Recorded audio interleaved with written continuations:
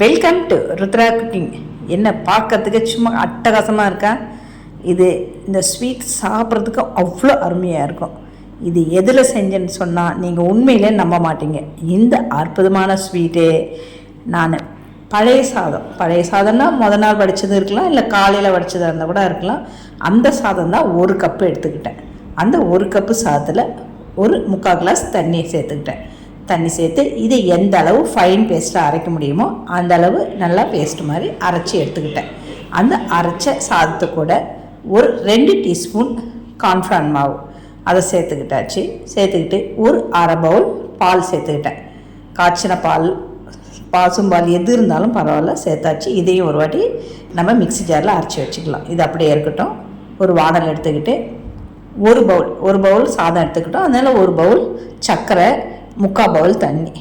அந்த தண்ணியில் சர்க்கரை கரைஞ்சா போதும். ரொம்ப நேரம் கொதிக்கவும் விட வேண்டாம், பாகும் எடுக்க வேண்டாம். இப்போ சர்க்கரை கரைஞ்சிடுச்சு. நம்ம இது கூட நம்ம அரைச்சி வச்சுருக்கிற அந்த சாதம், கார்ன்ஃப்ளவர் மாவு, பால் எல்லாம் சேர்த்து அரைச்சி வச்சுருக்கேன், அதை இதுவும் கூட சேர்த்துக்கலாம். சேர்த்து நல்லா கைவிடாமல் கொஞ்சம் கலந்துக்கலாம். கார்ன்ஃப்ளவர் சேர்த்ததுக்கால சீக்கிரமாக அது கட்டி ஆகிடும். இப்போ அது கூட நான் ஃபுட் கலர் சேர்த்துக்கிட்டு, உங்களுக்கு விருப்பம் இருந்தால் சேர்த்துக்கலாம், இல்லை அப்படியே கூட செஞ்சுக்கலாம். இப்போ இந்த ஃபுட் கலர் சேர்த்ததுமே கேசரி மாதிரி எந்த அளவுக்கு கலர்ஃபுல்லாக வந்திருக்கு பாருங்கள். இப்போ இதுவும் கூட நம்ம 1 டீஸ்பூன் நெய் சேர்த்துக்கலாம். இதுக்கு ரொம்ப நெய் தேவைப்படாது. இப்போ நெய்யோடு சேர்ந்து நல்லா கலந்து விட்டோம்னா பாத்திரத்தில் அடிப்பிடிக்காமல் நல்லா உருண்டு திரண்டு ரெடி ஆகிடுச்சு. எந்த அளவுக்கு ரெடி ஆகிருக்கு பாருங்கள். இப்போ நான் ஒரு பிளேட்டில் நெய் தடவி அதில் கொஞ்சம் பாதாம், முந்திரியெல்லாம் வறுத்து வச்சுருக்கேன். அந்த பிளேட்டில் நம்ம இதை சேர்த்துக்கலாம். சேர்த்ததுமே இங்கே பாருங்கள், அந்த அளவுக்கு சாஃப்டாக இருக்கும். இது சாப்பிட்றதுக்கு அவ்வளோ டேஸ்ட்டாக இருக்கும்.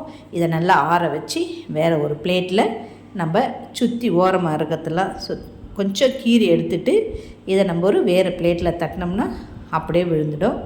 இது மேலே நான் பாதாம், முந்திரிலாம் தட்டிலே வச்சுருந்தேன் இல்லையா, அதெல்லாம் பார்க்கறதுக்கு எவ்வளோ கலர்ஃபுல்லாக இருக்குது பாருங்கள். இதை நம்ம எந்த மாதிரி வேணுமோ அந்த மாதிரி கத்தியால் ஸ்லைஸ் போட்டு எடுத்துக்கலாம். அருமையான அற்புதமான ஸ்வீட் ரெடி ஆகிடுச்சு. நீங்களே இதை ஒரு வாட்டி வீட்டில் ட்ரை பண்ணி பாருங்கள். உண்மையிலே இது சாதத்தில் தான் செஞ்ச ஸ்வீட்னு சாப்பிட்றவங்க யாருமே சொல்ல மாட்டாங்க. அந்த அளவுக்கு சாஃப்டாக சூப்பராக இருக்கும். நீங்களே இதை ஒரு வாட்டி ட்ரை பண்ணிவிட்டு மறக்காமல் நம்ம சேனலை சப்ஸ்கிரைப் பண்ணிக்கோங்க. சமையல் பண்ணுங்கள். ரொம்ப ரொம்ப சந்தோஷமாக இருங்க.